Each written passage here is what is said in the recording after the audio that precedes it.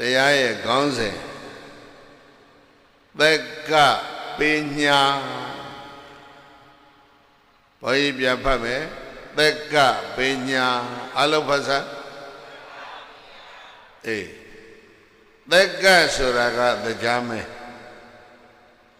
ပညာဆိုတာကမေခွန်းတရားမဲကမြတ်စွာဘုရားကိုမေးတဲ့မေခွန်းမေခွန်းပေါင်းအလုံး14ခုရှိတယ်အဲ့ဒါဒီကနေ့ဒကာမသန်းတို့ရဲ့ကရင်တော်မှာဘုန်းကြီးတို့မေခွန်း14ခုလုံးမဟောဘူးမေခွန်း9ခုတဝက်ဟောထားခဲ့နောက်တစ်ခါတဝက်ဟောဖို့ခြံထားလိုက်ဟုတ်လားဒကာမောင်သားမေစာချုပ်ထားတယ်တခါဘာပညာတဲ့ဟိပြန်ပြောစမ်းအဓိပ္ပာယ်ကတရားမေခွန်း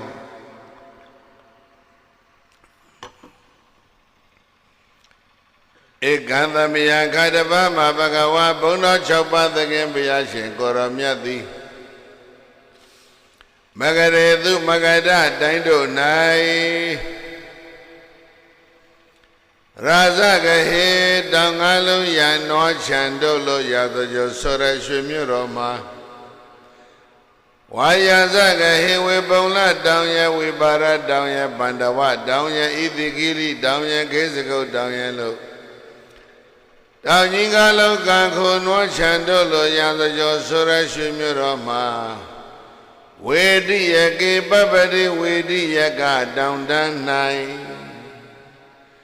အိန္ဒသလာကုအာယံအိန္ဒသလာအမေကြီးတဲ့လင်ကူ၌ဧကကောဝဘောမမိတပါတိတိဝိဟရတိဣရိယပဋ္ဌမြတ်တရွှင်ပြုံးကတတေသုံးနေထိုင်တော်မူခဲ့ပါပေသတည်း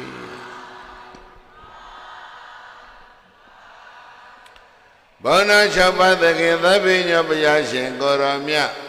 မဂဒတိုင်းရဲ့မြို့တော်ရာဇကြုံမှာဘာတိုင်းရဲ့မြို့တော်ဘယ်မှာတဲ့ဟိမဂဒတိုင်းဘာမြို့တော်မှာရာဇကြုံမှာရာဇကြုံမြို့ရဲ့အနေထားကတောင်ကြီး9လုံးဝိုင်းနေတယ်ဝေပုံလတောင်ရဲ့ဝေပါရတောင်ရဲ့ပန္တဝတောင်ရဲ့ဣတိကိလိတောင်ရဲ့ခေစကုတ်တောင်ရဲ့တို့တောင်ကြီးဘယ်နှလုံးဘာတောင်သိတယ်ကိုပြေးသားကိုသိပြီးသားဘာပဲပြောရှေ့ပြောတာနောက်ကမေ့လိုက်တယ်ဆိုတော့တို့ကနားလဲတယ်အဲ့ဒါကြောင့်နောက်နေ့ကလည်းဓာထဟောရင်ရတာပဲရှေ့မစက်ဖဲနဲ့ဟုတ်လားပရိသတ်အတွက်တရားထပ်တယ်ဆိုတာမရှိဘူးဘာကြောင့်လဲပြောပြီးကိုမေ့သွားတာပဲဝေပုံလတောင်ရဲ့ဝေပါရတောင်ရဲ့ပန္တဝတောင်ရဲ့ဣတိခိလိတောင်ရဲ့ပြီးတော့ဂိဇဂုတ်တောင်ကြီး9လုံးဝိုင်းနေတယ်အဲ့ဒီမြို့ထဲမှာတောင်ဝိုင်းနေတဲ့မြို့ထဲမှာဘုရားနေတာမဟုတ်ဂိဇဂုတ်တောင်ဆိုတာကအရှိတဲ့အဲ့ဂိဇဂုတ်တောင်ကိုကျော်ပြီးတော့အပြင်ထွက်လိုက်လို့ရှိရင်ဝေဒိယကတောင်တန်းခေစကုတ်တောင်တန်းကိုကျော်ပြီးတော့အရှိထွက်လိုက်ရင်ပြော့ပါတောင်တန်းလေဝေဒိယကအလုံးပြန်ပြောဟိတောင်တန်းလေးတစ်ခုရှိတယ်ဝေဒိယကဆိုတဲ့အဓိပ္ပာယ်ကအဲ့ဒီတောင်တန်းမှာပေါက်နေတဲ့သစ်ပင်တွေကကြက်လွန်းလို့မင်းတို့ဆက်ထုံးရွာတွေကဝါးတွေလိုပဲပေါ်လောင်လေးတွေစီးထားသလိုပဲနော်ဘေးအကိုင်းအခက်မထွက်နိုင်ဘူးပင်လေးတွေကဝါးပင်လေးတွေလိုဖြစ်ပေါ်လောင်နဲ့တူသောပေါ်လောင်နဲ့ထောင်ထားသလိုဖြစ်နေသောသစ်ပင်တွေစီးနေတဲ့တောင်အဲ့ဒါကိုဝေဒိယကတောင်ခေါ်လိုက်အဲ့ဒီတောင်တန်းထဲမှာလှိုင်ကူကြီးတစ်ခုရှိတယ်အဲ့ဒီလှိုင်ကူကြီးကိုလှိုင်ကူရဲ့အပေါက်ဝမှာ နဘဲပင်ပေါက်နေတယ်တဲ့လန်ကူပေါက်မှာပြောနဘဲပင်ကိုပါဠိလိုခေါ်တာအိန္ဒသာလခေါ်လိုက်ကြအိန္ဒသာလလှန်ကူအဲ့ဒီထဲမှာဘုရားတပါးတည်းနေနေတယ်အဲ့တော့နေရာနေထားလေးကြည့်ထားဧကသမယခါတပမဘဂဝါဘုံတော်၆ပါးသခင်ဘုရားရှင်ကိုရောမြတ်သည်ပရာဇဂဟေတံငါလောကခိုနွားချံတို့လိုရာသကြောဆိုရရွှေမြို့တော်မှာဝေတိယကေပပတိဝေတိယကတောင်တန်း၌ဘာတောင်တန်းနဲ့အိန္ဒသလကုဟာယံနဘဲပင်ပေါက်နေတဲ့အိန္ဒသလလှိုင်ကူမှာဧကကောဝအဘောမမီတပန္တိတိဝိဟရတိဣရိယပထမြတ်တာရွှင်ပြုံးငါတည်သုံးစနေတော်မူခဲ့ပါပေတည်း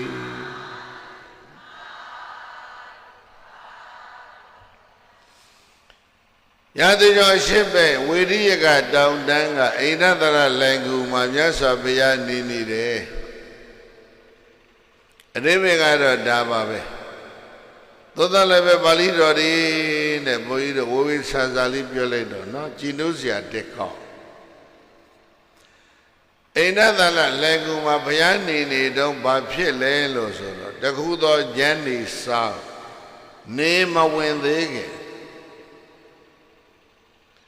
တရားမင်းနတ်ပရိသတ်8000နဲ့လှန်ကူဖောက်ရောက်လာတယ်နေမဝင်သေးခင်လှန်ကူဖောက်ပါရောက်တရားမင်းနောက်ကနောက်လိုက်နောက်ပါဘယ်လောက်ပါလဲ8000မင်းတို့ဆက်ထုံးကလူတွေမင်္ဂလာသုတ်ဖတ်ဖူးတဲ့လူကြီးပဲလို့ကိုတို့ယုံကြည်တယ်မင်္ဂလာသုတ်ဖတ်လိုက်ဧကသမယံဆိုလျှောက်ဖတ်ကြော်ဖတ်မယ်အညတရာဒေဝတာဘိကန္တာယရတ္တိယပါရမောလားနတ်သားတယောက်သည်ညင်ဥယံလွန်သကောင်ယံကာလဇေတော်ကျောင်းရောက်လာတယ်မင်္ဂလာသုံးပါလေနတ်တရားနာလာတာသကောင်ယံမှလာတယ်လို့မင်္ဂလာသုံးပါတွေ့တယ်မို့လားအဘိကန္တာယရတ္တိယနော်ကိုယ်တရားမင်းရောက်လာတဲ့ကနေမဝင်သေးခင်ရောက်လာအဲ့ဒါကွာချမ်းနေမဝင်သေးခင်ညစောကြီးဘာဖြစ်လို့လာလဲလို့ဆိုတော့အဲ့ဒီညသကောင်မကြောခင်တရားမင်းကသေတော့အဲ့ဒါကြောင့်မသေးခင်လေးဆင်ပြေးပြီးတော့တရားနာအောင်မယ်ဆိုအရေးကြီးလာတာဘုန်းကြီးပြောတာနားလည်သွားပြီသကောင်ကြောရင်ဘုရားမင်းတရားမင်းဘာဖြစ်လဲမသေးခင်မသွားလောက်တာတရားပြောတာမင်းတို့ပြောတာမဟုတ်နော်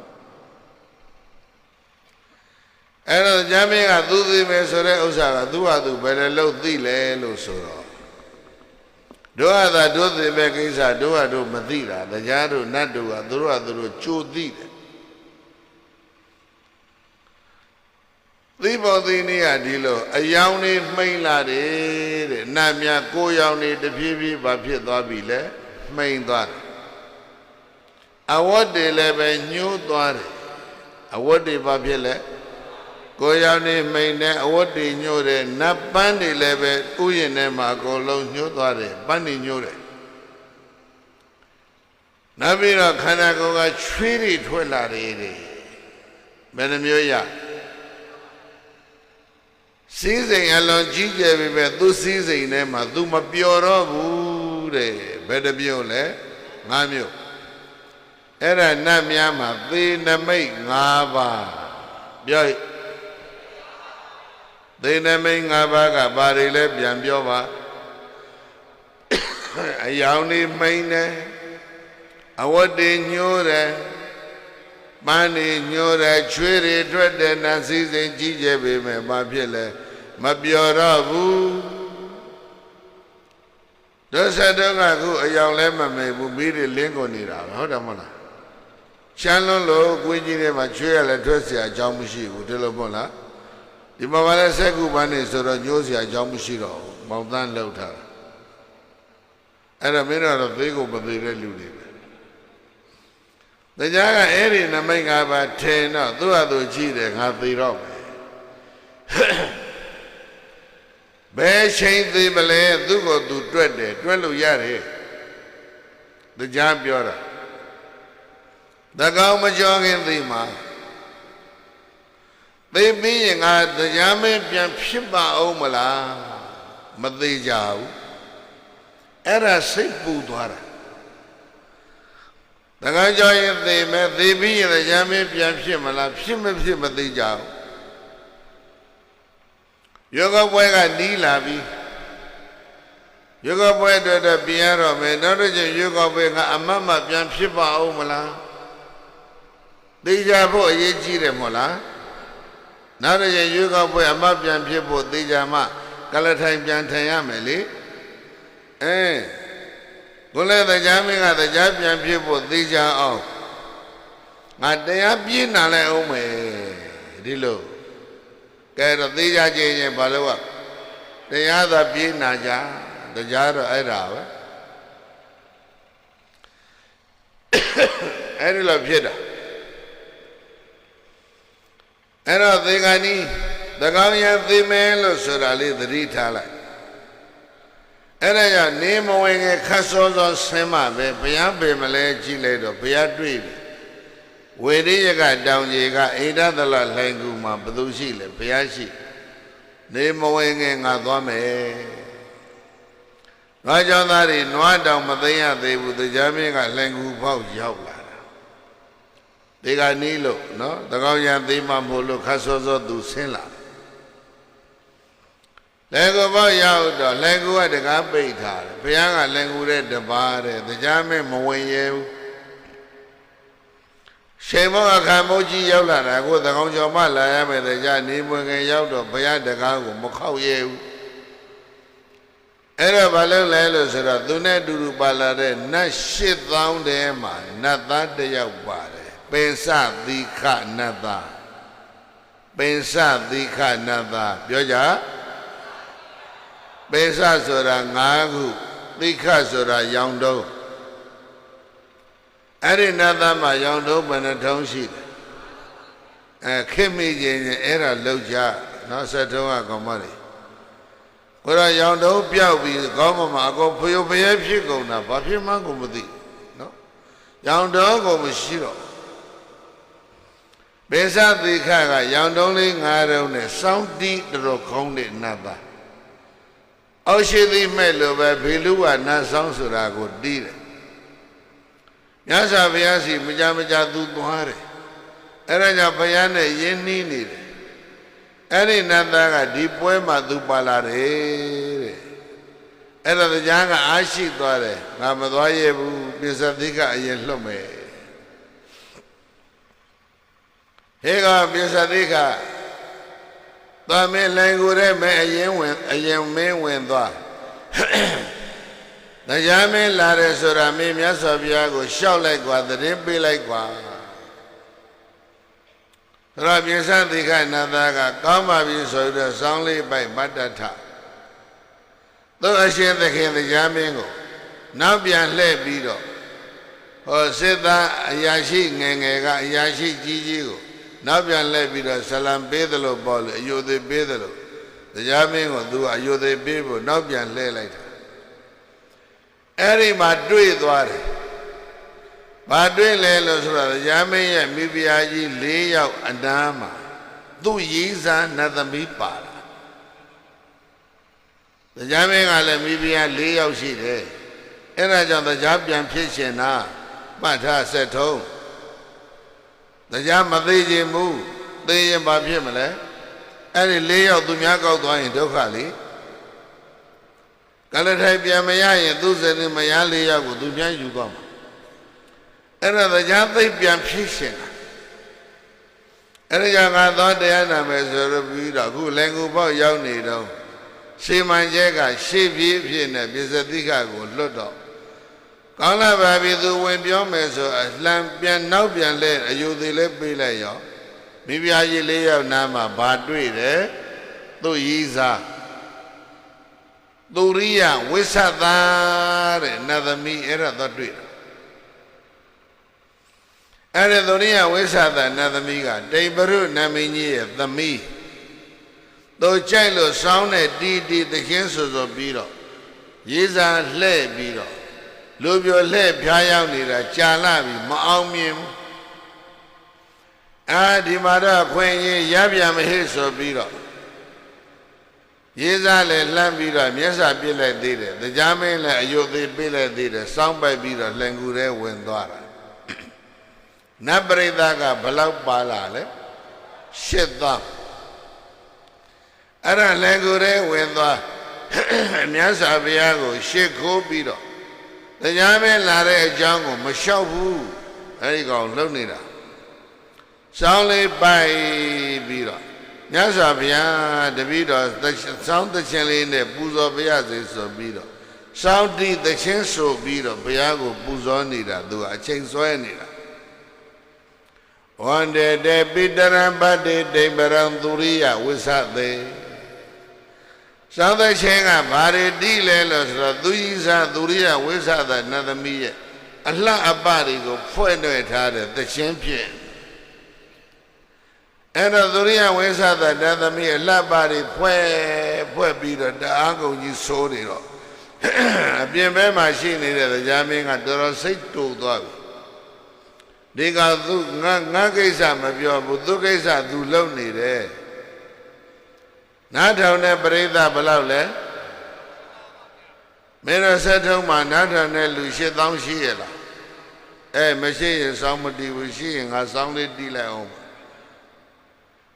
စောင်းတဲ့ချင်းကသူရိယဝိသသာရဲ့အလှဘွဲတွေအဲ့ဒါတီးပြီးတော့ဘုရားပူဇော်နေတယ်ဘုရားနန်းထောင်နဲ့မကန့်ကွက်ဘူးမြတ်စွာဘုရားမကန့်ကွက်တာကဘာလဲလို့ဆိုတော့အဓိပ္ပာယ်ရှိတယ်တရားမင်းကသေကံနီးလို့စိတ်ပူနေတယ်မို့လားပူပန်နေတဲ့စိတ်နှလုံးကိုစောင်းသခြင်းလေးနားထောင်ပြီးတော့အေးချမ်းပါစေပေါ့အဲ့လိုဘုရားကရည်ရွယ်ပုံရတယ်ခွင့်လွတ်တာတဲ့စောင်းသခြင်းတိအဲ့တော့ကာမဂုဏ်သခြင်းခொနပုတ်တီးပြီးတော့မှဘုရားအကြောင်းတရားအကြောင်းသံဃာအကြောင်းပါတဲ့သခြင်းခொနပုတ်ဆက်တီးတာအာရသခြင်းဘယ်နှပုတ်လဲ14ပုတ်တော်တော်ရှိရှိကြီးလှုပ်နေတဲ့ဒီလူဟာဒီနတ်သားအဲ့တော့ချင်း14ပုတ်ဆုံးတော့မပြီးသေးဘူးမြတ်စွာဘုရားကစကားပြောတယ်ဂဒပနာသံယုလာဣမဂါထာဟဲ့ပင်စသိကပိတသချင်းနေဘယ်တော့ငါရေးထားလဲတိမ်ပရုနတ်မင်းကြီးရဲ့အိမ်ရှိမှာရေးစားတိမ်ပရုနတ်မင်းကြီးရဲ့သမီးဒုရိယဝိသသာကိုကြိုက်လို့သွားပြီးတော့အိမ်ရှိစောင်းတိညအဲ့ဒီတုန်းကတည်းကတပည့်တော်ရေးထားတာဘုရားအဲ့ဒါပြောမြတ်စွာဘုရားကပြီးတော့ချီးမွမ်းသေးတယ်သခြင်းတန်ကလည်းစောင်းတန်ကိုမကြော်ဘူးစောင်းတန်ကလည်းသခြင်းတန်ကိုမကြော်ဘူးဂီတကလည်းပဲအဆိုကလည်းပဲအတီးကိုမကြော်ဘဲနဲ့အဆိုနဲ့အတီးလိုက်လျောလိုက်တာမြတ်စွာဘုရားကချီးကျူးသေးတယ်တရားကချွေးတီးတီးပြန်နေပြီဒီကောင်ငါကိစ္စမပြောဘူးသူကိစ္စသူလုပ်နေတယ်ဒုရိယဝိသသာကလည်းနောက်ကနေကျင့်နှံ့လို့ငါကြီးစားကဘုရားရှိငါဂုံတရင်တွေပြောတယ်ပေါ့ဒုကြီးစားရဲ့ဂုံတရင်ကဘုရားရှိမှပြောတယ်နတ်ပရိသတ်ဘယ်နှသောင်းကြား8000လည်းကြားရတယ်ဆိုတော့ဟူကြီးစားကလည်းပွဲထဲမှာသူပေါ်ပူလာပြစ်မသွားဘူးလားအဲ့ဓာတွေသူတို့နှစ်ယောက်ခွင့်အရေးယူနေကြတော့တရားသေးကနှီးမှာအဲ့ဒါတွေပြည့်စုံသွားတော့မှတရားမင်းလာကြောင်းဘုရားလျှောက်တော့မြတ်စွာဘုရားကတရားဝင်စေပရိသတ်ဘယ်လောက်လဲ8000လှန်ကူတဲ့အကုန်လုံးဝင်လို့ရတယ်တဲ့လှန်ကူကြီးကျေသွားတာလားနတ်ခန္ဓာကိုယ်တွေသိသွားတာလားကြိုက်တယ်လို့စဉ်းစားအကုန်လုံးလှန်ကူတဲ့အကုန်ရောက်သွားတယ်အဲ့ဒီမှာတရားမင်းက မြတ်စွာဘုရားကိုလက်အုပ်ချီမောပြီးတော့ရှေခိုးတော့မြတ်စွာဘုရားကတရားမင်းနှလုံးစိတ်ဝမ်းအေးချမ်းပါစေတရားမင်းကိုမေတ္တာပို့တရားရင်နဲ့တော်တော်လေးသက်သာရာရပြီးတော့မှတရားမင်းကမြတ်စွာဘုရားကိုမေးခွန်းနေမေးတာအဲ့ဒီမေးခွန်းပေါင်းအလုံး14ခုရှိတယ်ခုတော့9ခုပြောကိသယောဇနကောမာရိတ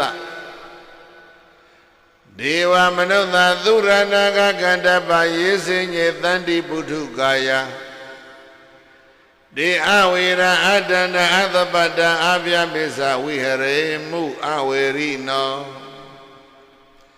ဘာနိဘဂဝါဘုန်းတော်ကြည်တော်မူသောအိုမြတ်စွာဘုရားဒေဝဆနတ်တို့သည်လည်းကမနုဿဆလူတို့သည်လည်းကသူရဆသူရတွေလည်းပဲကန္တပါဇာကန္တပါနတ်တို့သည်၎င်းမယံငါတို့တွေအဝေရာဘေးရန်မရှိပဲနဲ့အတန္တပြစ်ဒဏ်နေကင်းပြီးတော့အသပတ္တနှိစ္စကလူရန်သူမရှိပဲနဲ့ဝိဟရာမနေရပါလောကုံနေရပါလောကုံဤလို့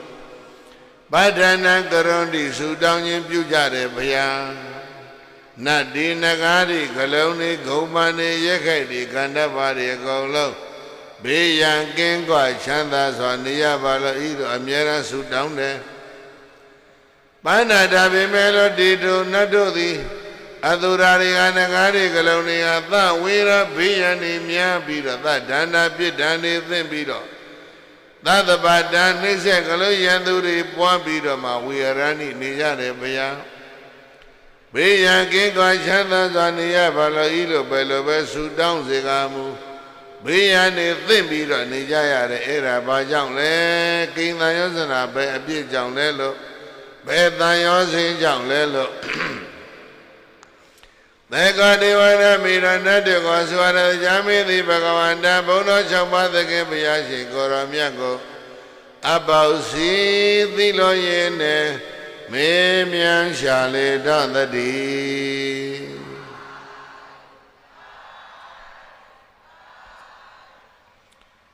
နတ်တေနဂါရီကလုံးနေဘလူတွေအကုန်လုံးဘေးရန်ကင်းကွာချမ်းသာစွာနေရပါလို့ဤလိုဆုတောင်းကြတယ်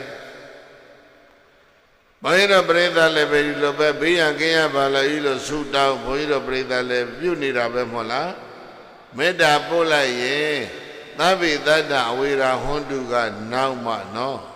တတ္တဝအလုံးဘေးရန်ကင်းပါစေကနောက်မှအာဝေရဟောမိကျွန်ုပ်ဘေးရန်ကင်းရပါလို့ဤကရှေ့ကဒီလိုမဟုတ်လားအလုံးဘေးရန်ကင်းဖို့ယူဆုတောင်းနေတယ်ကင်းအောင်ကင်းမကင်းဘူးနော်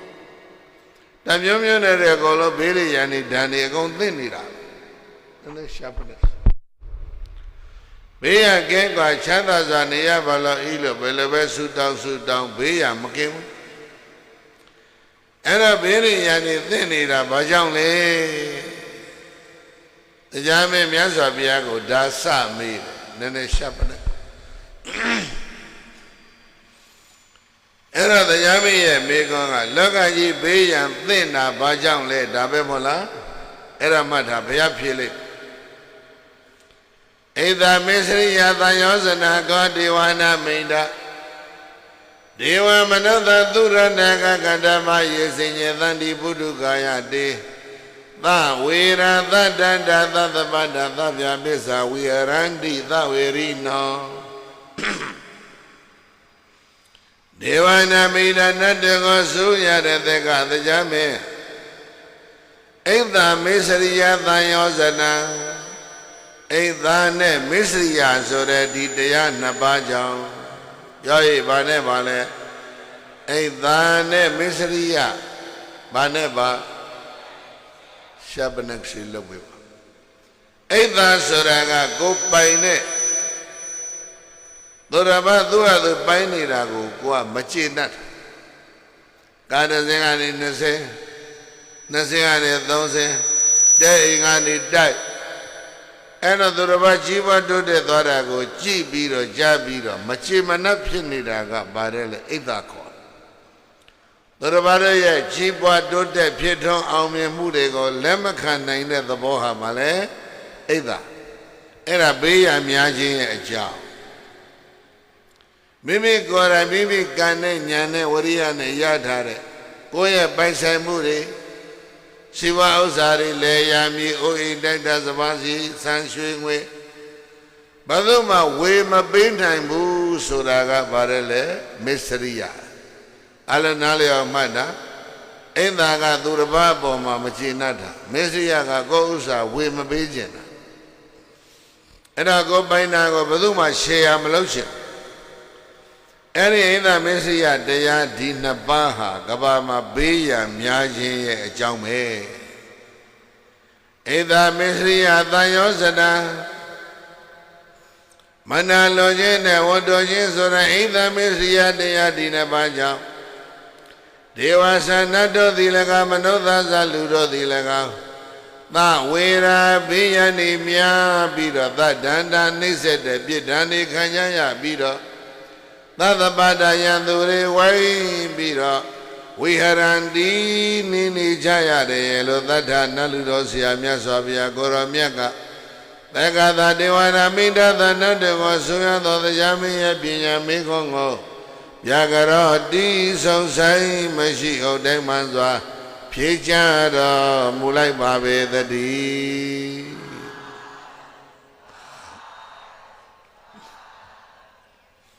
နံပါတ်1မေကောအလုံးရေးပြီးပါစေကမ္ဘာလကကြီးဘေးရန်တွေဘာကြောင့်များသလဲအိဒါမစ္စရိယတရားကြောင့်ဘာကြောင့်လဲဒီနေ့ကဘာမှာလမ်းကြည့်လေနော်တရုတ်ကွန်မြူနစ်ဆိုတာအလွန်ဆင်းရဲတဲ့ဘဝကနေခုကဘာမှာထိပ်တန်းစီးပွားရေးတင်ငန်းကြီးဖြစ်သွားပြီမဟုတ်လားထိပ်တန်းစီးပွားရေးတင်ငန်းကြီးဖြစ်သွားတော့အနောက်ဘက်ကအရင်ရှင်တွေအင်္ဂလိပ်အမေရိကန်တွေကမချေမနှက်ဖြစ်ကြတာအဲ့တော့သူတို့နှစ်ယောက်ကဘာမှာစီးပွားရေးနိုင်ငံကြီးနှစ်ခုရဲ့ပြိုင်ဆိုင်မှုကြားမှာနော်အလုံးခံနေကြရတယ်အမေရိကန်ကကြက်ကန်လဲတရုတ်ကကြက်ကန်လဲကဘာမှာနောက်တစ်မျိုးပြောမယ်ဆိုလို့ရှိရင် capitalist ကအကြက်ကန်လိုက် socialist နဲ့ communist ကကြက်ကန်လဲအဲ့ဒီကြားမှာဆင်းရဲတဲ့နိုင်ငံတွေအကုန်လုံးခံကြရတယ်စစ်တွေဖြစ်လဲပဲသူတို့ကစဖြစ်တာအဲ့ဒါအိဒါနဲ့မစ္စရိယကိုဥစ္စာဘယ်သူမှဝေမပေးချင်တာကမစ္စရိယ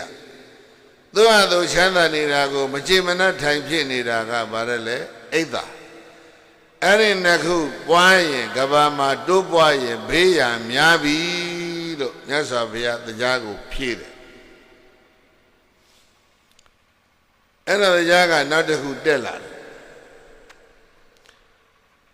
ဧသာမစ္စရိယံကောမာရိသာဂိဏိဒါနဂိသမုဒယဂိဇာတိကဂိပဘဝံမာရိသာစီယံခြင်းကင်းတော်မူတဲ့အိုမြတ်စွာဘုရားဧသာမစ္စရိယံဧသာမစ္စရိယတရားဒီနှစ်ပါးဟာဂိသံယောဇနာဘာကြောင့်ဖြစ်တယ်လဲပရိသတ်ရဲ့ဧသာမစ္စရိယတရားဒီနှစ်ပါးဘာကြောင့်ဖြစ်တယ်လဲအဲ့ဒီလိုသေကောဒေဝနာမိတော်နတ်တွေကိုဆိုရတဲ့တရားမင်းကဘဂဝန္တမြတ်စွာဘုရားကိုအပေါစီသီလောရေနဲ့မေးပြန်ရှာလေတော့တည်း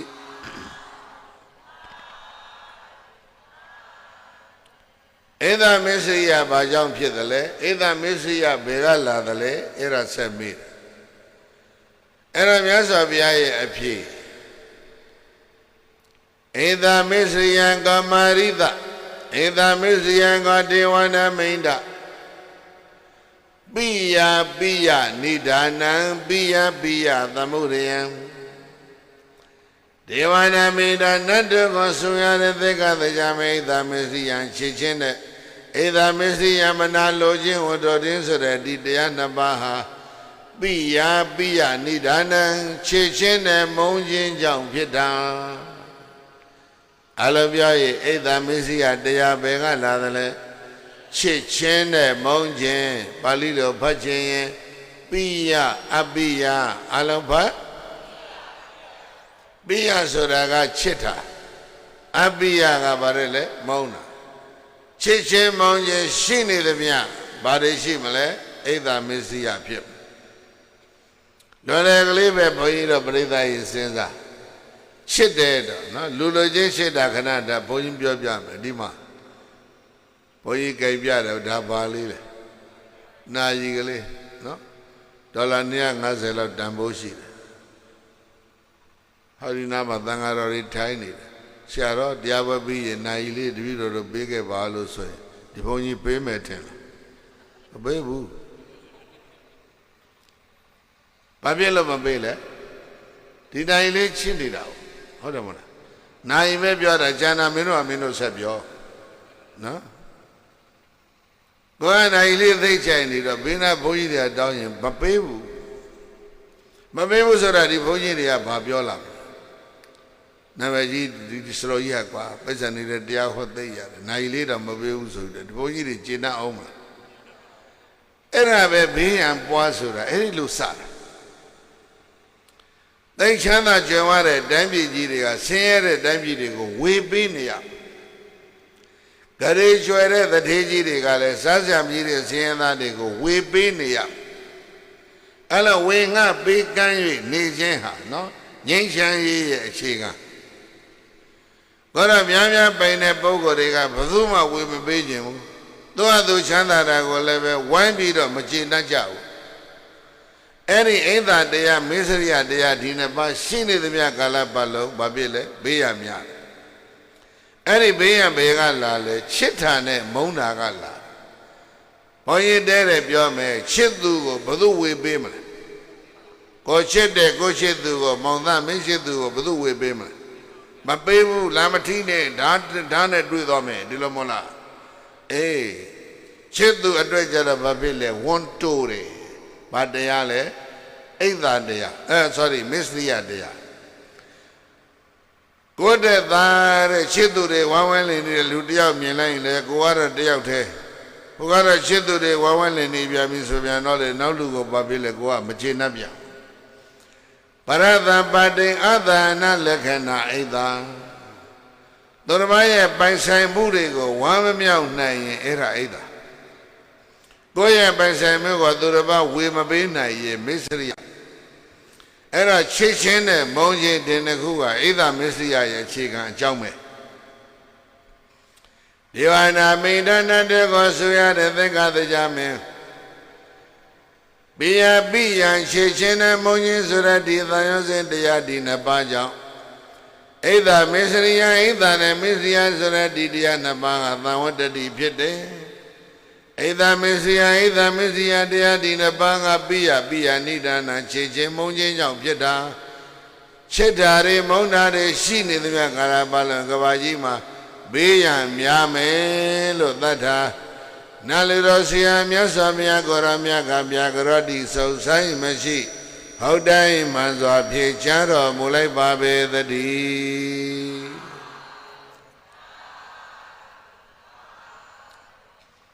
ဧဒါမစ္စရိယဘယ်လာလဲချစ်ချင်းမောင်ချင်းကလာချစ်တယ်ဟေးဘယ်သူကိုပေးမလဲမပေးဘူးမောင်းတယ်ဟေးဆိုရင်ကိုမောင်းတယ်လူကြီးဝါရင်ဝမ်းသာပါမလားအဲ့ဒီတရားနှစ်ပါးချစ်ချင်းနဲ့မောင်းချင်းရှိသမျှဧဒါမစ္စရိယရှိပါအဲ့ဒါဆက်မေးတယ်ပိယံကောဒေဝဒမိန်နာပိယံကောမာရိသဂိဏိဒါနာဂိသမုဒယဂိဇာတိကံဂိပဘဝံမာရိသဆင်းရဲခြင်းကင်းတော်မူတဲ့အိုမြတ်စွာဘုရားပိယံချစ်ချင်းနဲ့မုန်းခြင်းဆိုတဲ့ဒီနှမျိုးဟာပြီးတော့အပိုလေးမှလည်းအဲ့ဒီနေရာမှာနော်ချစ်သူတို့ရဲ့လောကမှာလည်းပဲဘာဖြစ်လဲ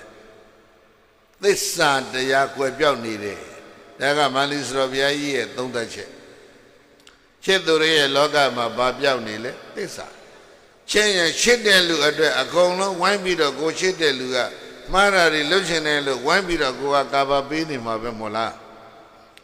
ကိုချစ်တဲ့လူအတွက်ဂုဏ်ကျေးဇူးပြောချင်တိုင်းပြောတာတွေကမမှန်တာတွေပဲများတယ်ချစ်လို့ဝိုင်းမြောက်ရင်အဲ့ဒါမမှန်တဲ့စကားတွေပဲများတယ်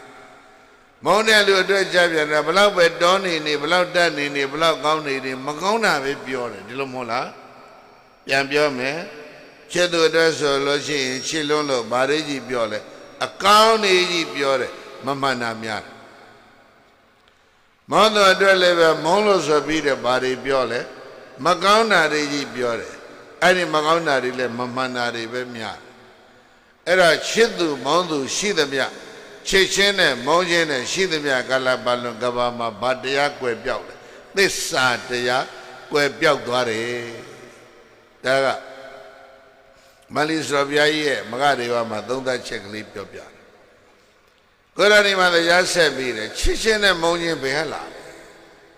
ချစ်တာနဲ့မုန်းတာဘာကြောင့်ဖြစ်တယ်ပိယပိယံခောမာရိသပိယပိယံခောဒေဝနာမိန္ဒသန္တနိဒာနံသန္တသမုဒယံသန္တဇာတိကံသန္တပပဝံဒေဝနာမိဒာနတ်တေကိုဆူရတဲ့သက္ကသကြမယ်ပိယပိယံချစ်ချင်းနဲ့မုန်းချင်းဒီတရားနှစ်ပါးသန္တနိဒာနံသန္တကြောင့်ဖြစ်တာချစ်ချင်းနဲ့မုန်းချင်းဘာကြောင့်ဖြစ်တယ်လဲသန္တကြောင့်ဖြစ်တာပရိသတ်ကြီးပြောပါကြောင့်သန္တသန္တကိုဘာသာပြန်ရင်အလိုလို့ရှိကထည့်လိုက်ပေါင်းဖတ်တွဲဖတ်အလိုသန္တဒီလိုပဲတွဲပြောနေတာပဲမဟုတ်လားအလိုသန္တပြည့်ရင်ဘုန်းကြီးတို့ဘာဖြစ်လဲချစ်တာပေါ့အလိုပြည့်အောင်လုပ်ပေးတဲ့လူတွေကကောင်းကောင်းမကောင်းကောင်းချစ်စရာကြီးပဲမဟုတ်လားအလိုသန္တမပြည့်အောင်လုပ်မပေးဘူးအလိုမပြည့်ဘူးဆိုရင်တော့ဘလောက်ကောင်းကောင်းအဲ့ဒီကောင်မုန်းစရာကြီးပဲဖြစ်မှာပဲဒီလိုမဟုတ်လားအလိုပြည့်တဲ့လူတွေအလုံးဟာချစ်စရာကြီးအလိုမပြည့်ဘူးဆိုလို့ရှိရင်ဘာဖြစ်လဲမုန်းစရာ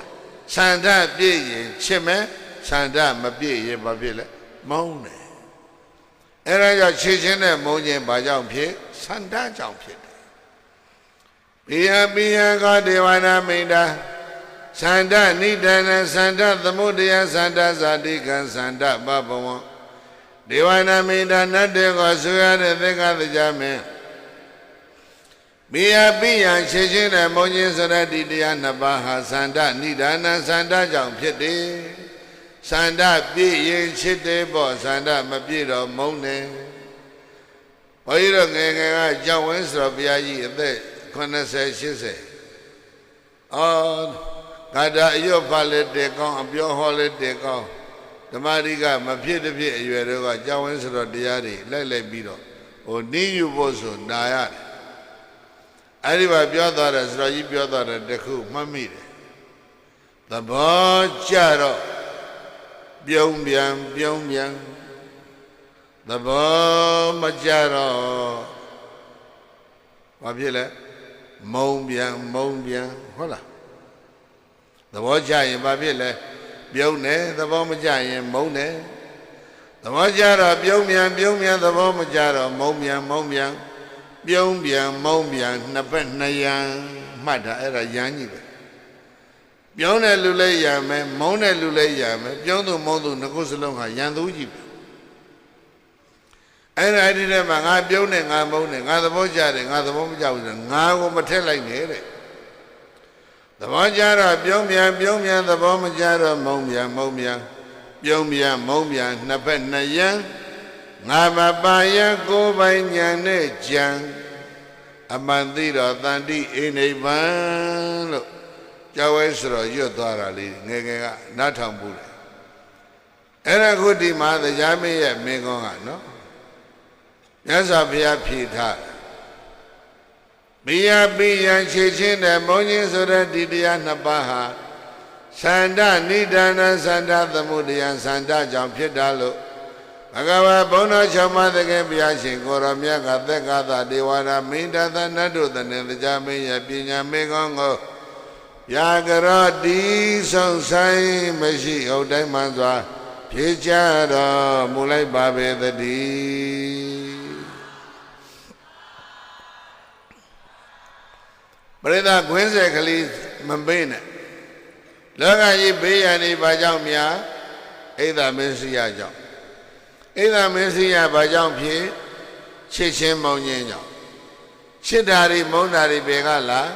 စန္ဒပြည့်မပြည့်ကနေလာအဲ့လိုအဲ့တော့မှအဲ့ဒီစန္ဒဘာကြောင့်ဖြစ်တယ်လဲဆက်မေးမယ်စန္ဒကောတေစန္ဒကောမာရိတာကိဏိဒါနကိသမုဒိယကိဇာတိကောကိမဘဝဘုံတော်ကြည်တော်မူသောမြတ်စွာဘုရားအဲ့ဒီစန္ဒဘယ်ကလာတယ်လဲလို့ဘေကဒေဝနာမိန်တော်နတ်တို့ကိုဆိုရတဲ့တရားမင်းကဘဂဝန္တံဘုရားရှင်ကိုအပုစီသိလောရေးနဲ့မေးမြန်းရှာလေတော့တည်း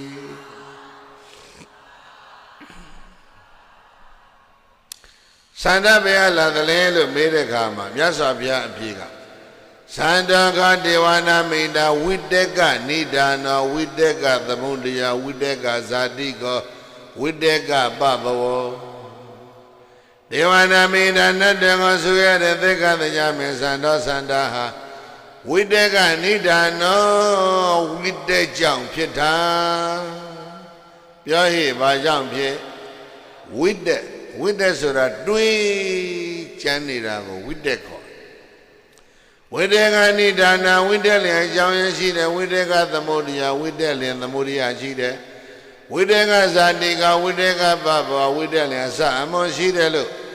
ဘဂဝါဘုန်းတော်၆ပါးသခင်မြတ်ရှင်ကိုရောမြတ်ကသက္ကသဒေဝနာမိန်တတနတ်တေဝဆွေတော်တရားမင်းရဲ့ပညာမင်းကောင်းကိုပြကြရောတိစောဆိုင်မရှိဥဒိမှန်စွာဖြေချတော်မူခဲ့ပါပေတည်းစန္ဒဘာကြောင့်ဖြစ်တယ်လဲဝိတက်ကြောင့်ဖြစ်တာပရိသတ်ကြီးရဲ့ဘာကြောင့်ဖြစ်လဲဝိတက်ဆိုတဲ့ပါဠိစကားကဗမာလိုပြောရင်အတွေးမားတယ်လေတရားပွဲခဏရတာဘုန်းကြီးတို့ထိုင်တွေးလိုက်စမ်းအဲ့ဒီအတွေးကနေပြီးတော့ဘာတွေပေါ်လာမလဲအလိုဆန္ဒတွေပေါ်လာဘုန်းကြီးတရားပွဲတဏှာကြီးလောက်နားထားမယ်ဆိုပါစို့ထိုင်နေပရိသတ်ကဘာတွေးလဲဘုန်းကြီးကကွာတို့သက်သက်နှိမ့်ဆက်တာပြန်ရင်ကောင်းမယ်ပြန်ကျင်တဲ့စိတ်ဆန္ဒပေါ်လာတာဘာကြောင့်လဲတွေးလို့ပေါ်လာတို့ကတဏှာကြီးလောက်ထိုင်ကျင်တယ်ကွာဘုန်းကြီးက2နာရီလောက်ပြောနေတယ်အဲ့ဒါဘာဖြစ်တာလဲဆိုတပြည့်တပြည့်ခေါင်းတစ်ဘက်ကလေးတွေပေါင်းလာပြီကိုသိတယ်နော်သူတို့ခေါင်းလေးတွေအေးမခံနိုင်ဘူးတစ်ဘက်ကလေးတွေနဲ့ကိုထုတ်လာပြီပြန်ငြိမ်ပြီဆိုတာအဲ့ဒါဆန္ဒအဲ့ဒီဆန္ဒကဘယ်ကပေါ်တာလဲတွေးလို့ဘယ်ကပေါ်တာလဲအေးတရားထိုင်တဲ့တရားစခန်းမှာလည်းပဲအဲ့ဒီအတွေးတွေကိုနိုင်အောင်မတတ်နိုင်ရင်အဲ့ဒီပုဂ္ဂိုလ်ဘာမရဘူးလေတရားမရဘူးအာနာပါနသတိပဝိတ္တပဝိတက်ကုပိစေရာယမြောက်လို့ဖြစ်နေတဲ့ဒီစိတ်နှာခေါင်းကျော်မရှိတဲ့နှရိုင်းတကောင်လို့ဖြစ်နေတဲ့ဒီစိတ်အဲ့ဒါတတိဆိုတဲ့ကြိုးလေးနဲ့ဖမ်းချီနိုင်မှအတွေးတွေဘာဖြစ်လဲရပ်သွားအတွေးမရရင်အဲ့ဒါစန္ဒတွေအများကြီးပေါ်လာတယ်စန္ဒ6မျိုးရှိတယ်ဘုန်းကြီးတို့မပြောလို့နော်မှတ်တာအဲ့ဒါအလုံးပရိသတ်ခြုံလိုက်တော့နော်စန္ဒဘယ်ကလာလဲအတွေးတွေကလာတွေးလေသမျှဘာပဲတွေးတာလဲလိုချင်တာတွေးပါပေါ့အဲ့ဒါကြောင့်စန္ဒောခောဒေဝနာမိန်တဝိတက်ကနိဒာနောနတ်တို့သနေတရားမဲလောယေစန္ဒတွေအမျိုးမျိုးကဘယ်ကလာတယ်ဆိုရင်အတွေးအချမ်းတွေများလို့ဖြစ်တာလို့သတ္တာနတ်လူတော်ဆရာမြတ်စွာဘုရားကိုရောမြတ်ကသက္ကသဒေဝနာမိန်တသနတ်တို့သနေတရားမင်းရဲ့ပညာမေကောင်းကိုဗျာကရောတိစုံဆိုင်မရှိဥဒိမှန်စွာဖြေချတော်မူလိုက်ပါပေသတည်းစလာတာကဘာကြီးဘေးရန်များတာဘာကြောင့်လဲအိဒါမစ္စယကြောင့်အိဒါမစ္စယတွေဖြစ်တာဘာကြောင့်လဲချစ်ချင်းမောင်းခြင်းကြောင့်ချစ်တာတွေမုန်းတာတွေဘယ်ကလာလဲဆန္ဒကြောင့်အဲ့ဒီအလိုဆန္ဒတွေဘယ်ကလာလဲဝိတက်ကြောင့်သောတရားကွင်းဆက်ကလေးပေးနေတာဘုန်းကြီးတို့ပရိသတ်သင်နေ့စဉ်သင်ကြားနေတဲ့ဟိုပရိစ္ဆသမုပ္ပါဒ်နဲ့ခတ်ဆင်ဆင်ပဲ အဲ့ဒါဆက်မေးမှာပေါ့အဲ့ဒီဝိတက်ဘယ်ကလာတယ်လဲဝိတေခောခောဒေဝနာမေဝိတေခောခောမာရိတာကိဏိတနောကိသမုဒယကိဇာတိခောကိမ္ပဘောမြတ်စွာဘုရားအဲ့ဒီအတွေးအကြံဆိုတဲ့ဝိတက်ကဘယ်လာဝိတေခောခောဒေဝနာမိန္ဒပပိသသင်ညာသင်္ခာသမုဒယပပိသသင်ညာသင်္ခာဇာတိခောပပိသသင်ညာသင်္ခာပဘောနတ်တော်သနေကြမယ်ဝိတက်ဆိုတဲ့အတွေ့အကြံတွေဟာပပင်စတရားကစတင်၍ဖြစ်တာပပင်စတရားကစတင်၍ဖြစ်တာနောက်တစ်ခေါက်ပြန်ပြောမယ်ပပင်စတရားပြောကြပါရလေ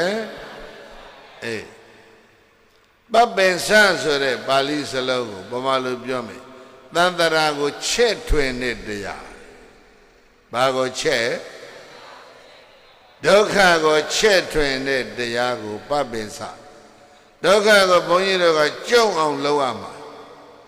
အဲ့ဒီတရားတွေရှိနေရင်ဒုက္ခကဘာဖြစ်လာလဲကျေသွားတယ်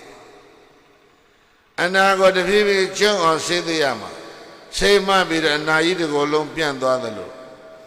သန္တရာကိုချက်တဲ့တရားကိုပပင်စတရားခေါ်အဲ့ဒါဘာနဲ့ပါလဲလို့ဆိုတော့တဏှာမာနဒိဋ္ဌိပြောဘာတွေလဲအေးတဏှာမာနဒိဋ္ဌိမှာအဓိကကတော့တဏှာခေါင်းဆောင်ဝိတေကကမာရိသပပိသသင်ညာသင်္ခာသမုဒယပပိသသင်ညာသင်္ခာဇာတိကောပပိသသင်ညာသင်္ခာပဘဝဒေဝနာမိနာနတ်တေကိုဆူရတဲ့သက္ကတရားမြင်ဝိတက်ကိုအမျိုးမျိုးကြံစည်တဲ့ဝိတက်ဟာပပိသသင်ညာသင်္ခာသမုဒယောပပိသတရား၃ပါးကြောင့်ဖြစ်တာလို့သာတနာလူတော်ဆရာမြတ်စွာဘုရားကိုရောမြတ်သည်သက္ကတရားမင်းရပညာမေကောင်းကိုပြကြရတိဆုတ်ဆိုင်မရှိဟုတ်တိုင်းမှစွာဖြေချတော်မူခဲ့ပါပေတည်း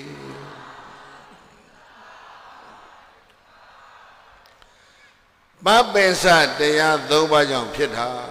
တဏှာရဲ့မာနရဲ့ဒိဋ္ဌိရဲ့အဲ့ဒီပပိစတရားတွေခြုံငိမ့်အောင်ဘယ်လိုလုပ်မလဲဒီကြတော့မေခွန်းပြောင်းသွားတယ်ပပိစတရားဘယ်ကလာသလဲလို့မမေးဘူး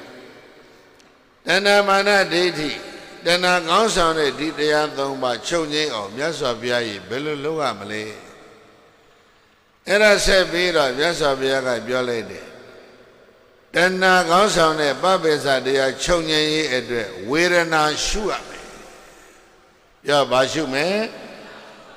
ဘုန်းကြီးတို့ပြိဿကနော်ပရိစ္ဆသမုပ္ပါသင်္ချာလေးလာထားတဲ့လူဒီထဲမှာအများကြီးပဲပရိစ္ဆသမုပ္ပါမှာရွတ်လိုက်ဝေဒနာပစ္စယပါတယ်လေတဏှာဝေဒနာကြောင့်ဘာဖြစ်တယ်ခေါ်လဲတဏှာဖြစ်တယ်အဲဒါကြောင့်ဝေဒနာကြောင့်တဏှာဖြစ်တယ်လို့ဆိုရင်အဲ့ဒီတဏှာချုပ်ငြိမ်းဖို့ရဘာကိုရှုမလဲဝေဒနာကိုရှုဝေဒနာကဘယ်နှမျိုးရှိလဲ၃မျိုးရှိတယ်ဒုက္ခဝေဒနာဒုက္ခတောတထပါဒေဝနာမိနာနတ်တေကိုဆုရတဲ့သက္ကတရားမဲ့ဒုက္ခဝေဒနာကိုဒုက္ခတောဒုက္ခမြင်အောင်တထပါရှုရမယ်ဒုက္ခဝေဒနာကိုဗာမြင်အောင်ရှုရမယ်ဒုက္ခမြင်အောင်ရှုရမယ်ဒုက္ခဖြစ်နေတဲ့ဥစ္စာကြီးကိုဒုက္ခမြင်အောင်ရှုအဲ့ဒါမှအဲ့ဒီတည်းကတဏှာထွက်တော့ဒုက္ခဝေဒနာကိုဒုက္ခမမြင်သေးရင်ဒုက္ခဝေဒနာကိုကြိုက်နေလို့ရှိရင်တဏှာကမထွက်ဘဲနဲ့ထပ်တိုးလာအဲ့ဒါကြောင့်ရှုခွဲမှာဒုက္ခဝေဒနာကိုဗာမြင်အောင်ရှုဒုက္ခမြင်အောင်ရှုဘာဒုက္ခလဲလို့ဆိုလို့ရှိရင်ဝိပရိနာမဒုက္ခဒုက္ခဝေဒနာကဖြစ်ဆဲမှာဒုက္ခပြည့်ဆဲကြတော့ဘာဖြစ်လဲဒုက္ခအဲ့ဒါကြောင့်ဖြစ်တာကိုမြင်အောင်ရှင်းရင်ဒုက္ခလို့တွေးလိုက်မယ်ပြည့်တာလှမ်းကြည့်လိုက်တဲ့အခါကျတော့ဘာတွေးသွားမလဲဒုက္ခတွေးသွားဒုက္ခတွေးလိုက်တဲ့နဲ့ခုနကတဏှာကိုဘာဖြစ်ပြီလဲပယ်ပြီးသားဖြစ်သွားတယ်အဲ့ဒါကိုဓာထပသုတ်တံမှာပြောတယ်ဒုက္ခဝေဒနာဒုက္ခတောတတ္တပဒ ဒုက္ခဝေဒနာဒုက္ခဝေဒနာကိုဒုက္ခတောတတ္တပါဒုက္ခမြင်အောင်သာရှုနိုင်မယ်ဆိုရင်ဒုက္ခယဝေဒနာယဒုက္ခဝေဒနာ၌ရာဂအနုတယံတဏလောဘဆိုတဲ့ယာကအနုတယကိုပဇဟတိပယ်စော့နိုင်ပြီလို့သတ္ထာနာလူတော်ဆရာမြတ်စွာဘုရားကိုရောမြတ်ကဝေါစာကရုဏာရှိရှုဟောကြားတော်မူခဲ့ပါပေသတည်းလူရင်းကအဲ့ဒါပဲဒုက္ခဝေဒနာဒုက္ခတောတထပါဒုက္ခဝေဒနာကိုဗာမြင်အောင်ရှုဒုက္ခမြင်အောင်ရှုဒုက္ခလို့မြင်လိုက်ရင်အဲ့ဒီထဲကတဏှာပါဖြစ်ပြီးလဲဖယ်ပြီးသားဖြစ်ပြီးတဏှာဖယ်ပြီးပြီဆိုရင်ဝိတ္တမလာတော့ဘူးဝိတ္တမလာရင်ဘာမလာတော့ဘူးလဲသန္ဓမလာတော့ဘူးသန္ဓမရှိတော့ဘူးဆိုရင်ဘာမရှိတော့ဘူးလဲချစ်တာနဲ့မုန်းတာလည်းမရှိတော့ချစ်ချင်းမုန်းချင်းမရှိတော့ဘူးဆိုရင်ဘာမရှိတော့ဘူးလဲအိဒါနဲ့မစ္စရိယမရှိတော့အိဒါမစ္စရိယကင်းတဲ့ကဘာမှာဘာကင်းသွားပြီလဲဘေးရန်ကင်းသွားပြီမေကွန်9ခုရောက်အဲ့ဒီနံပါတ်9မေကွန်ဝေဒနာနဲ့တဏှာဒီနေရာလေးမှာ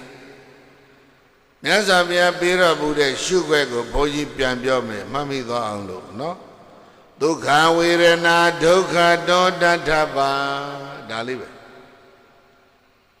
ဒုက္ခဝေဒနာဒုက္ခဝေဒနာကိုဒုက္ခတောဒုက္ခမြင်လာအောင်တထပါရှုရမယ်ဒုက္ခဝေဒနာကိုဒုက္ခမြင်ရင်ဘာကိုပဲပြီးသားဖြစ်လဲရာဂာနုတယံပဇာတိတဏှာလောဘကိုပယ်ပြီးသားဖြစ်တယ်ဘာကိုပယ်ပြီးသားတဏှာကိုပယ်ပြီးရင်တဲ့ပြိဿရဲ့ဝိတ္တမလာတော့ဝိတ္တမလာရင်သန္ဓမလာဘူးသန္ဓမလာရင်ဘာမလာဘူးလဲချစ်တာနဲ့မုန်းတာချစ်ချင်းမုန်းခြင်းမရှိရင်ဘာမရှိဘူးလဲအိဒါမစ္စရိယမရှိဘူးအိဒါမစ္စရိယမရှိရင်ကဘာကြီးဘာဖြစ်သွားပြီငြိမ်းချမ်းသွားပြီ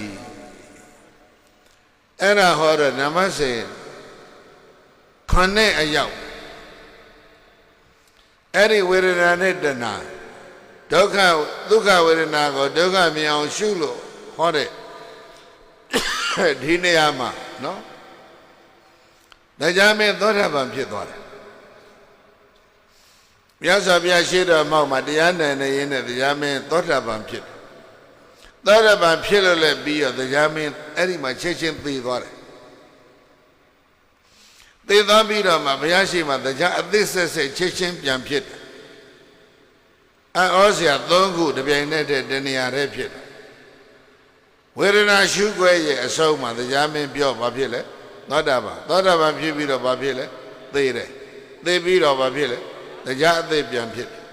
မေကွန်14ခုရှိတဲ့ဒီတရားမေကွန်ကို9ခုအဆုံးမှာတရားသောတာပန်လည်းဖြစ်တယ်တရားလည်းပြန်ဖြစ်တယ်မကောင်းဘူးလား80မနာကျင်တော့ဘူးတော်ပြီဘာဖြစ်လို့လဲတရားလာနာရာကိုကနိဗ္ဗာန်လိုချင်လုံးမှမဟုတ်ပဲဘာဖြစ်လို့လာနာတာသူနောက်မှပြန်ကြည့်လိုက်လေသူဇနီးမိဖုရားကြီးပဲနှစ်ယောက်အဲ့ဓာတွေမခွဲနိုင်လို့လာတာနိဗ္ဗာန်အတွက်မဟုတ်ဘူးမိဖုရားကြီးက4ယောက်အယံမိဖုရားပေါင်းက2ကလေးနဲ့5သန်းနဲလားသဒ္ဓမာရိနဲ့တာဝရိသာနတ်ပြည်ဘယ်နှပြည်သူအုပ်ချုပ်တယ်နှစ်ပြည်တော်ကိုတမင်းနဲ့အုပ်ချုပ်တယ်မိဖုရားက2ကလေး5သန်းမိဖုရားအကြီးစားက4ယောက်အဲ့ဓာတွေကိုလဲလွတ်ပြီးတော့သူများနောက်ပါသွားမှဆိုလို့သေဂာနိစင်တရားနာတာဆိုတော့တရားရဲ့လူရင်းကဒါပဲပြီးသွားပြီနိဗ္ဗာန်ဘယ်လိုပဲနေနေလေတရားပြန်ဖြစ်ရင်တော်ပြီဆိုတော့တရားမောင်သန်းတို့ရွာလဲတော်ပြီပေါ့ဒါပဲပေါ့လူရင်းကဒါပဲမဟုတ်လားမောင်သန်းမင်းအဲ့လိုပဲလားအဲ့လိုမဟုတ်စေနဲ့နော်အေးအဲ့ဒါတရားကမြတ်စွာဘုရားကိုတော်မြတ်ကိုလေအဘိက္ခတပန္တိအဘိက္ခတပန္တိအလံအလံတရားနှစ်သက်ပေါ်ရာကောင်းလာပြီးတော့ဒီဘုရားနေကောစီတံဝဩကောစီယမောက်တာတဲ့အိုးကိုများလှမ်းပြသလိုပဲရှင်းသွားတယ်ခေါ်တဲ့ခေါ်အစီအစဉ်သိရှင်းတယ်ပ ရိစ္ဆန္ဒဝဝိပရိယဖုံးလွှမ်းထားတာတွေကိုဖွင့်ပြသလိုပဲအန္တကာရေဝတိလပိဇောတတရိယသကုမန္တယူပါဏိတခန္တိတိညအမှောင်ကြီးထဲမှာမိတိုင်းကြီးတွေထွန်းပြသလိုပဲဒီလိုရဲ့ဘဝလမ်းကြောင်းလင်းသွားပြီတရားမဲ့သောတာပန်၃မျိုးထဲမှာအညံ့ဆုံးသောတာပန်ဖြစ်တာကိလေသာသိပ်ထူတဲ့သောတာပန်နော်ပါဠိလိုခေါ်ရင်ကိလေသာဗဟလသောတာပန်ခေါ်တယ်ကိလေသာကဘယ်လောက်ထူလဲစင်တရားနာတာရှင်းတယ်မဟုတ်လားသန္တရာဝကလွတ်ဖို့ပပုတ်ပဲကလထိုင်ပြန်ရဘူးလားတရားနာတာလေရလဲရသွားပြီတရားပြန်ဖြစ်ပြီနောက်က၄ယောက်နဲ့ကိုခွဲရအောင်မလားအဲ့ဒါကြောင့်အညံ့ဆုံးသောတာပန်ဒါပေမဲ့ပရိသတ်ကြီးအာမငင်နဲ့အညံ့ဆုံးသောတာပန်ကလူပြည်နဲ့နတ်ပြည်9ကြိမ်ဆင်းကြည့်တက်ချီနဲ့စည်းစိမ်ခံမှာအဲ့ဒီတရားလူပြည်နဲ့နတ်ပြည်9ကြိမ်စည်းစိမ်ခံပြီးရင်10ကြိမ်မြောက်ဘဝကြတော့အနာဂံဖြစ်မယ်တဲ့တရားစည်းစိမ်ကို9ကြိမ်သူစည်းစိမ်ခံအောင်မယ်10ကြိမ်မြောက်ကြတော့အနာဂံတည်ပြီးတော့သုဒ္ဓဝါဒဗြဟ္မာပြည်တက်မယ်သုဒ္ဓဝါဒဗြဟ္မာဘုံက9ဘုံရှိတယ်အဝိဟာအတ္တပသုဒ္ဓတသုဒ္ဓတိအကနိဋ္ဌ9ဘုံအဲ9ဘုံမှာတပုံစီတပုံစီအစဉ်တိုင်းတက်သွားပြီထိတ်ဆုံးကအကနိဋ္ဌဘုံရောက်တော်မှရဟန္တာဖြစ်ပြီးတော့နိဗ္ဗာန်ဝင်မယ်အဲ့တော့သန္တရာမှာသူဘယ်လောက်ကြာအောင်မလဲဆိုလို့ရှိရင်မှတ်တာကဘာပေါင်း3100သန္တရာကြာလေအောင်မယ်ကဘာပေါင်းသေဃာရောဟဏသောပဏံအဉ္ဉံသီလသမံကုတောဒွါရဝပဏနိဗ္ဗာနနဂရသဘဝေသနေဒါနသေက္ခသသောပဏဒါနပါထေယမုဒ္ဓမဒါနဥစုကတံမေကဒါနမောက္ခပဒံဝရံသာရဝနှလုံးပြောပြန်သူတော်ကောင်းပေါင်းတို့ဒါနလူဒါနမှန်သမျှဟာသေက္ခသသောပဏနတ်ပြည်တေကြောင်းဆောင်တံလေကားထောင်တာနဲ့တူတဲ့ဒါနပါထေယမုဒ္ဓမလူဒါနပြုကြတယ်ဆိုတာဟာဘဝခက်ကြီးမှရိတ်ခါထုတ်တာနဲ့တူတယ်ဒါနမောက္ခပဒံဝရံအလူဒါနပြုကြတယ်ဆိုတာဘဝသန္တရာထွက်ပေါက်ကိုကောင်းကောင်းကြီးရောက်စေနိုင်တယ်ဒါနဥစုကတမေကလူဒါနပြုကြတယ်ဆိုတာကဘဝသန္တရာခရီးမှာဥစုကတမေကနိဗ္ဗာန်ခရီးကိုဖြောင့်တန်းစေတယ်လို့သတ္တလုံနတ်တော်ဆရာမြတ်စွာဘုရားကိုယ်တော်မြတ်ကဝါစကရုဏာရှိရှုဟောပြတော်မူခဲ့ပါပေသတည်းမဆလရွာမှာတကြီးလောက်ပြီးတော့အလွန်အောက်တန်းနောက်တန်းကျပြီးတော့ဆုတ်ပြတ်နေတဲ့ရွာအိမ်သာတောင်မှမရှိတဲ့ရွာခြံစည်းရိုးမရှိတဲ့ရွာ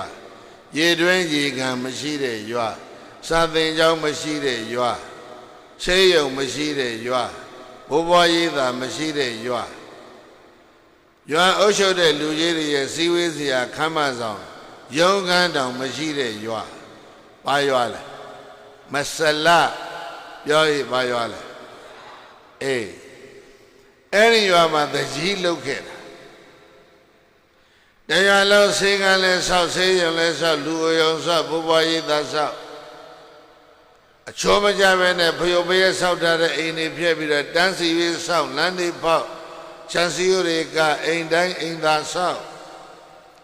ကလေးတွေချောင်းထလူအိုတွေလူအိုယုံပုတ်ပြီးတော့လှုပ်ကြွေးမဆလရွာမှာတကြီးမာကဘဝနဲ့လှုပ်ခဲ့တဲ့အဲ့ဒီကောင်းမှုတွေတဲ့နော်အဲ့ဒါထောက်ပံ့ပေးလိုက်တာလွတ်ပြင်းတဲ့နတ်ပြည်မှာဘယ်နှခေါက်သူစည်းစိမ်ခံအောင်မလဲ9ခေါက်ရှိတ်ချိန်ပြောင်းကြတော့ဘာဖြစ်မလဲအနာဂံဖြစ်ပြီးတော့ဘယ်တက်သွားမလဲသုဒ္ဓဝါဒဗြဟ္မာပြည်မှာသုဒ္ဓဝါဒ9ဘုံဆုံးတော့အလုံးကဘာဘလောက်ရ3100အကနိဋ္ဌဘုံတက်ပြီးတော့သူဘာဖြစ်မလဲယဟနာဖြစ်ပြီးတော့နိဗ္ဗာန်ဝင်မှာအဲ့ဒါဘေကွန်9ခုပြီးပါတယ်ဘေကွန်9ခုရဲ့အစီအစဉ်ကိုအလုံးမမေ့နဲ့လောကကြီးဘေးရန်တွေဘာကြောင့်များ အိဒါမစ္စရိယအိဒါမစ္စရိယဆိုတာဘာကြောင့်ဖြစ်ချစ်ချင်းမုန်းခြင်းကြောင့်ချစ်ဓာရီမုန်းဓာရီဘယ်ကလားစန္ဒကြောင့်စန္ဒဘယ်ကလားဝိတက်ကြောင့်အဲ့ဒီဝိတက်ဘယ်ကလားတဏှာပပင်စကြောင့်အဲ့ဒီတဏှာချုပ်အောင်ဘယ်လိုလုပ်မလဲတဏှာရဲ့ကိန်းဝရာဝေဒနာရှုရမယ်တဏှာရဲ့ကိန်းဝရာဘာကိုရှုမယ်ဝေဒနာဘယ်လိုရှုမလဲဒုက္ခဝေဒနာဒုက္ခတောတထပါဒုက္ခဝေဒနာကိုဗာမြင်အောင်ရှုမလဲဒုက္ခမြင်အောင်ရှုရမယ်ဘာဒုက္ခလဲဝိပရိနာမဒုက္ခပြောအာရဝနှလုံးပြောပြသူရကောင်းပေါင်းတို့ဒုက္ခယဝေဒနာယဒုက္ခဝေဒနာ၌ရာဂာနုတယံပဟာတုံကိန်းဝနေတဲ့တဏှာလောဘရာဂကိုပယ်ဖို့ရန်အတွက်ဒုက္ခတောဝိပရိနာမဒုက္ခအနေအပြင်ဓာတ္ထပါကောင်းစွာအမသွေရှုတိုက်မှတ်ထိုက်ပါပေကုန်သတည်းကဲအလုံးစုံဗျာဣဒာမေပေါဉ္ဉံဘောရိညာဏတပစ္စယဟောတုအရှင်ဘုရားญาတိတော်တို့ဤဓမ္မဒါနဓမ္မပူဇာဓမ္မသဝနာဓမ္မဒေသနာတိတကုရေလူတော်ဤကောင်းမှုသည်ဘောရိညာဤအထောက်အပံ့ဖြစ်ပါစေတည်းဤကောင်းမှုကုသိုလ်ဖို့ကိုဘဝများစွာသန္တရာမယနေ့ကြအောင်ဆွေမျိုးမိဘတော်စัจ jạ ကုန်သောဆွေဟောင်းမျိုးဟောင်းမိဟောင်းဖဟောင်းဘိုးဟောင်းဘွားဟောင်းဆရာသမားပေါင်းတို့အားကြားကြပါစေရကြပါစေအမြဝေဤ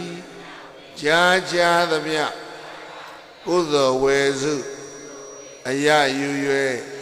အမြယူ၍ဝမ်းသာကြသည်ချမ်းသာကြသည်ဖြစ်ပါစေသောကုသိုလ်အမြအမြအမြယူတော်မူကြပါကုန်လော